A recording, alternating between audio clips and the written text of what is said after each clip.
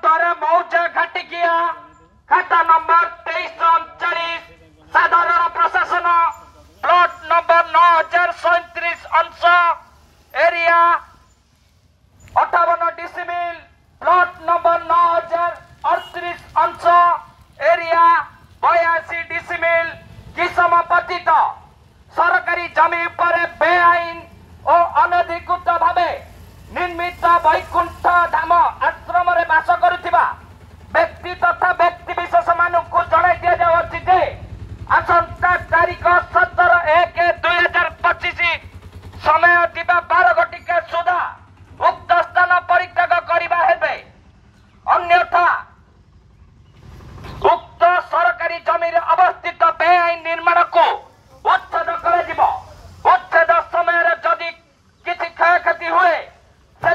सरकार तथा भुवनेश्वर उन्नयन कर्तृपक्ष दायी रहिबे नहीं।